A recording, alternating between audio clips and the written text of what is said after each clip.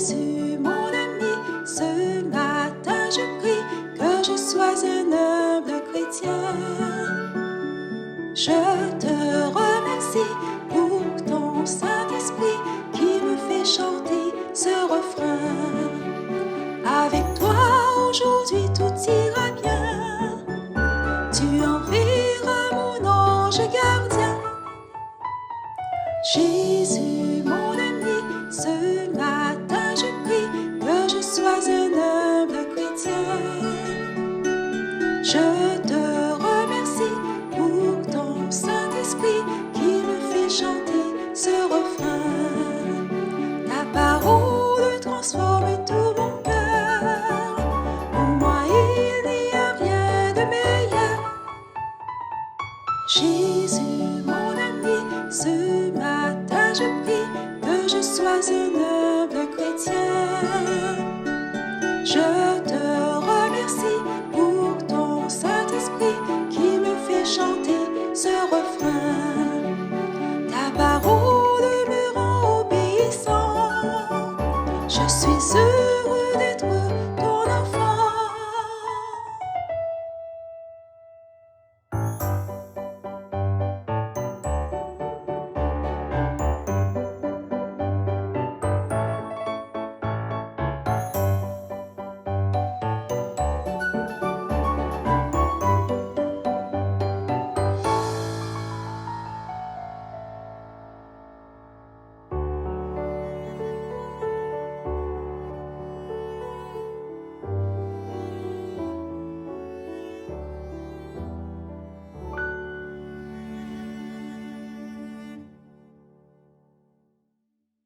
Bonjour les enfants, bon sabbat.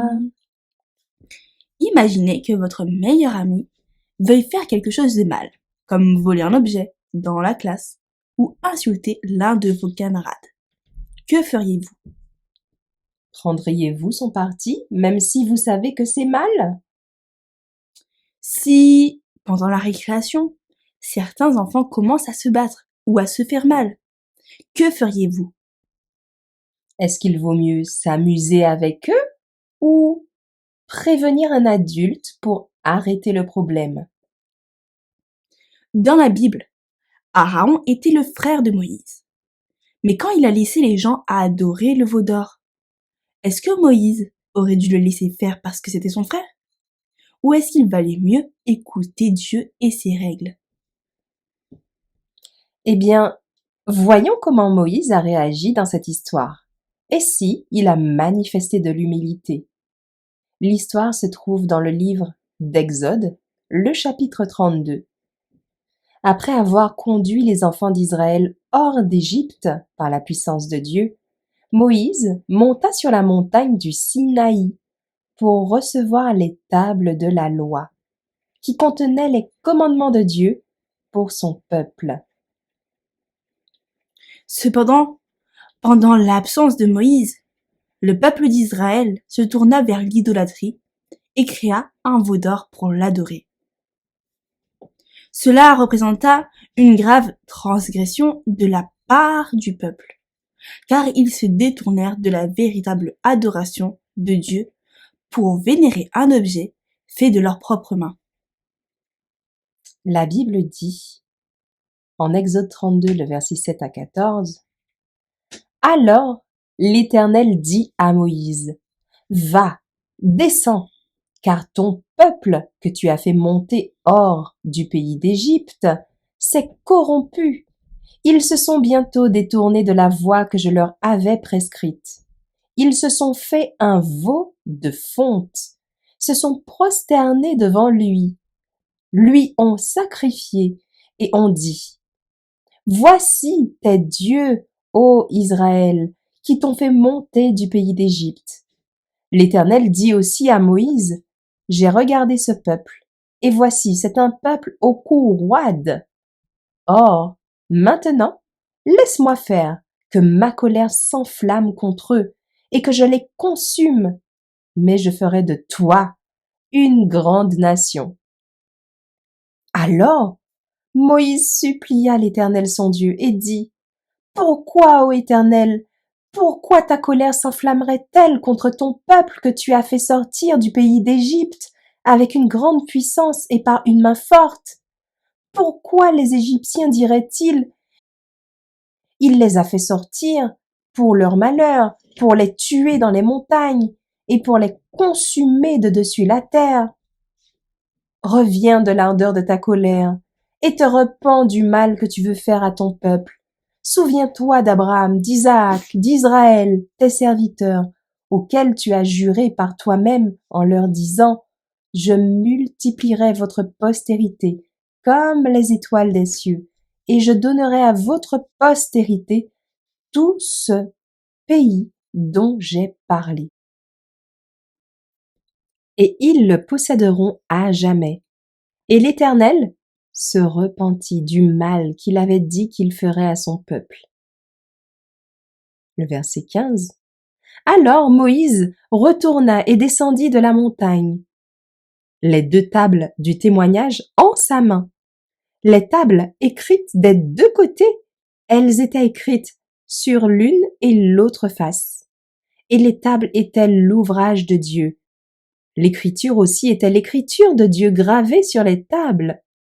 Or, Josué entendit la voix du peuple qui poussait des cris, et il dit à Moïse: il y a un bruit de bataille dans le camp.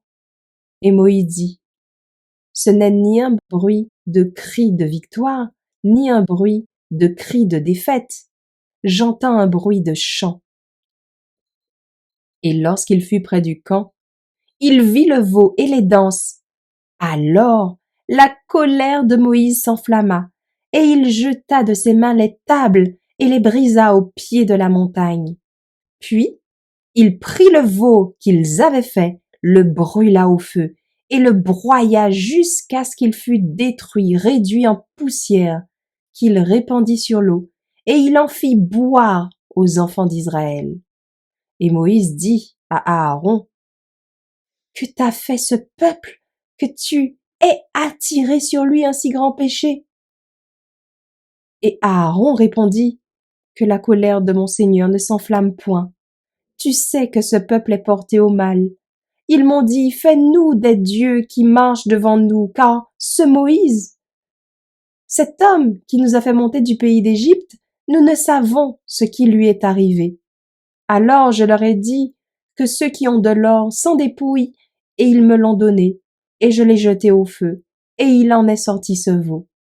Or, Moïse vit que ce peuple était sans frein, car Aaron l'avait laissé sans frein, objet d'opprobre parmi leurs ennemis.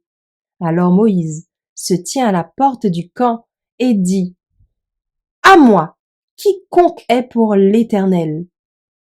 Et tous les enfants de Lévi s'assemblèrent près de lui. Ensuite, Moïse appelle les Lévites, la tribu qui s'est assemblée près de lui, à se tenir du côté de l'Éternel et à exercer un jugement sévère sur ceux qui avaient participé à l'idolâtrie. Moïse leur ordonne de passer à travers le camp et de passer par l'épée leurs frères, amis et voisins, tous ceux qui avaient péché contre Dieu en adorant le veau d'or. Les enfants de Lévi, fidèles à l'ordre de Moïse, agissent conformément à sa parole. En conséquence, environ 3000 hommes du peuple sont mis à mort ce jour-là. En Exode 32, le verset 31 à 34, il est dit: Moïse retourna donc vers l'Éternel et dit: hélas, ce peuple a commis un grand péché, en se faisant des dieux d'or. Mais maintenant, pardonne leur péché. Sinon, efface-moi de ton livre que tu as écrit. Et l'Éternel répondit à Moïse: celui qui aura péché contre moi, je l'effacerai de mon livre. Et maintenant va, conduis le peuple où je te l'ai dit. Voici, mon ange ira devant toi. Mais au jour où j'exercerai la punition, je punirai sur eux leurs péchés. Ainsi, l'Éternel frappa le peuple parce qu'ils avaient été l'auteur du veau qu'avait fait Aaron. Dieu, dans sa justice, ne pouvait pas ignorer la gravité du péché d'Israël, et il entendit aussi la prière humble et pénétrante de Moïse. Il décida de retenir sa colère et de ne pas détruire complètement le peuple. Beaucoup d'Israélites périrent à cause de leurs péchés. Cette histoire met en évidence l'humilité exemplaire de Moïse et le juste jugement de Dieu. Moïse ne chercha pas à excuser ou minimiser le péché du peuple, mais il se plaça entre Dieu et le peuple pour intercéder en faveur du pardon. Dieu, dans sa justice, ne put ignorer le péché, mais il accorda sa miséricorde en réponse à l'humilité et à la prière sincère de Moïse. Cette histoire nous enseigne l'importance de reconnaître nos fautes et de nous humilier devant Dieu lorsque nous péchons. Elle nous rappelle également que Dieu est un juge juste, mais qu'il est également miséricordieux et prêt à pardonner lorsque nous nous repentons sincèrement. Oui. Et nous allons, les enfants, mémoriser ce verset qui nous le rappelle, l'importance de l'humilité. En Proverbe, le chapitre 18, le verset 12. Avant la ruine, le cœur de l'homme s'élève, mais l'humilité précède la gloire. Répétons-le ensemble. Avant la ruine, le cœur de l'homme s'élève, mais l'humilité précède la gloire. Amen. Prions ensemble.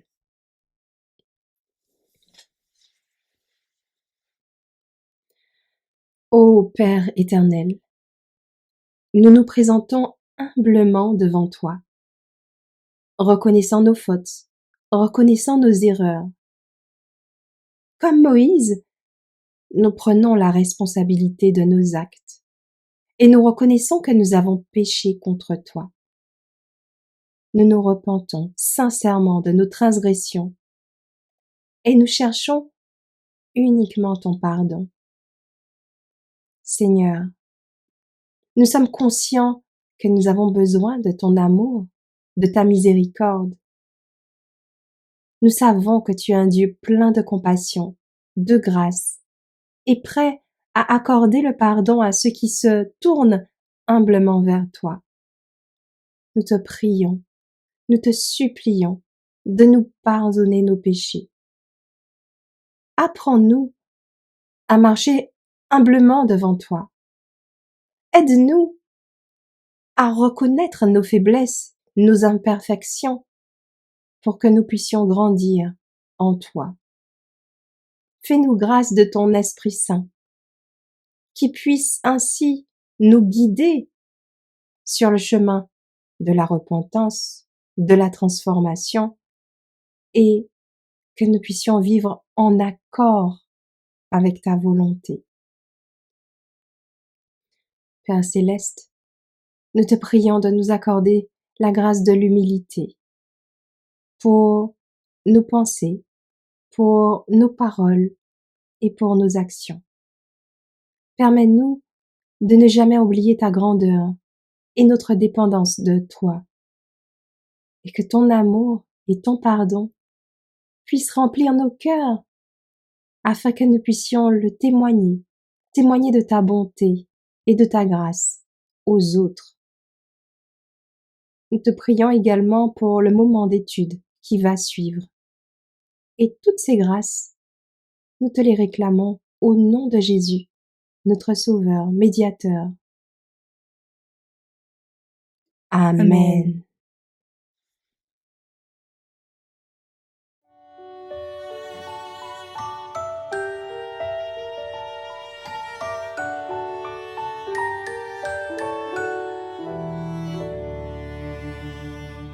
Jésus, mon ami, ce matin je prie que je sois un humble chrétien. Je te remercie pour ton Saint-Esprit qui me fait chanter ce refrain. Avec toi aujourd'hui tout ira bien. Tu enverras mon ange gardien